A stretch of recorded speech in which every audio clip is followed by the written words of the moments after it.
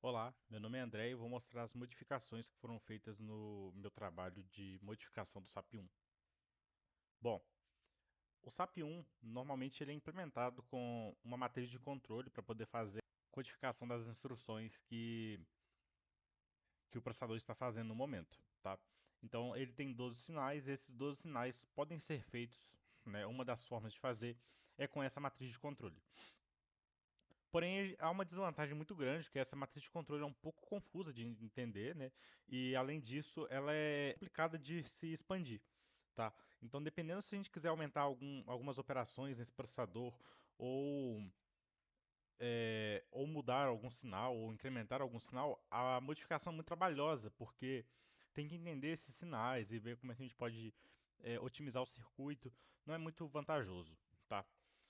Uma opção é usar microprogramação e usar ROMs para poder fazer para gerar esses sinais, tá? A forma que eu fiz aqui no LogicSim foi a seguinte, usando duas ROMs, um contador com carga paralela e com um contador em anel. Bom, vou mostrar aqui como que está funcionando, né? Basicamente, a gente tem primeiro aqui um, uma ROM para poder identificar qual é o opcode que está vindo. E aí, com esse opcode, a gente consegue dar uma carga paralela no contador e o contador vai achar o endereço no contador na ROM de controle. E essa ROM de controle vai gerar os códigos. Bom, dentro da ROM de controle, a gente tem basicamente isso aqui, ó. Dentro de cada endereço, né, por exemplo, o endereço 0, a gente tem o conteúdo 5E3. A gente pode ver isso aqui, que é o endereço 0, tem o 5E3. E aí ele, transformado em binário, ele gera esse sinal aqui, né? Essa palavra aqui, que seria o sinal.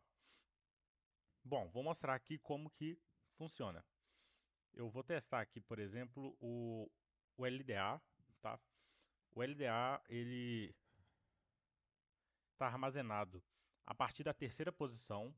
É importante falar que as três primeiras posições daquela ROM são o FAT. As próximas três são o LDA, as próximas três o ED, o SUB e o OUT, tá? Então, sempre é executado as três primeiras posições e depois ele é especializado, vamos dizer assim, na operação que ele está fazendo. Vamos dar um exemplo aqui, ó. Vou dar um clear e eu vou rodar aqui.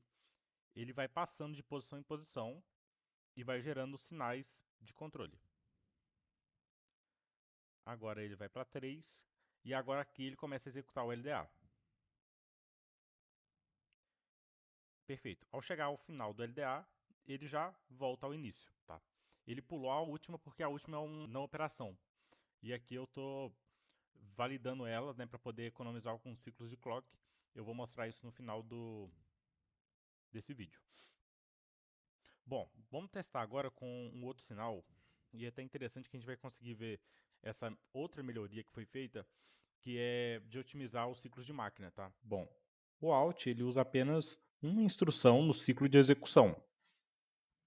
Tem alguns que usam as três, por exemplo, o Ed usa todas, o Sub também. Porém, o Alt só usa uma. Então a gente pode melhorar isso dessa forma. Se a gente achar uma não operação, né, que seria o 3E3 que está aqui, por exemplo, a gente vai dar um reset no contador em anel. Bom, eu vou testar aqui o Alt, que o Alt é interessante ver que ele tem dois not operation, né, que seria aqui. Bom, e a gente já consegue ver aqui que ao definir esse opcode aqui, que é o do Alt, ele já fala aqui em qual endereço nesse contador que está armazenado essas informações, tá? É interessante que a gente, por exemplo, o Alt, ele seria o F, né, em hexadecimal, e ele está apresentando o C, que é o que está na ROM de controle, que é essa aqui, tá? Então vamos fazer o ciclo. A gente vai dar um clear, a gente vai começar. Primeiro clock, ele pula para a segunda instrução, terceira instrução, e agora, quando ele percebe que ele está no segundo, né, na segunda opção aqui, ele já vai fazer um load do que foi passado aqui. No caso, vai ser passado o C para dentro aqui, tá? Numa carga paralela. Então ele já pula para o C e a gente continua de lá. Só que interessante aqui é que ao invés de ele ter que executar as três operações aqui, as três próximas instruções, ele vai executar apenas a próxima, que é o 3E3, que é o Not Operation. Então, a hora que eu der mais um clock aqui, ele vai pular e vai voltar para o zero. Ele não teve que executar todas as instruções, tá? Então, essas foram as melhorias. Eu vou mostrar aqui funcionando na main, né? Como que está funcionando o programa. O programa que a gente vai executar vai ser 2 mais 3 menos 4 mais 2, que vai ser igual a 3, tá? Isso aqui é interessante que a gente está executando 9 instruções, tá? Vou ignorar o halt aqui, porque ele não é muito bem uma instrução para a gente aqui, a forma que ele está sendo tratado é um pouco diferente. Mas isso aqui seria igual a 48 ciclos de clock. Vamos executar agora com as melhorias e ver quantos ciclos de clock a gente vai conseguir fazer essa operação. Eu deixei aqui no lado um contador para poder contar os clocks que foram executados.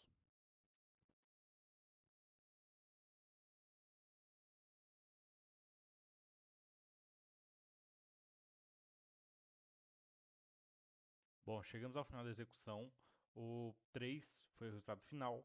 O halt foi ativado aqui, desabilitando o clock para todos, né? Então aqui fica agora basicamente parado. E a nossa execução gastou um total de 2 A clocks, tá? Em hexadecimal. Isso aqui convertido para decimal, a gente consegue um total de 42. O que é uma melhoria até significante, porque uma operação pequena a gente conseguiu economizar 6 ticks, tá? 6 pulsos de clock. Bom, então foi isso. Muito obrigado.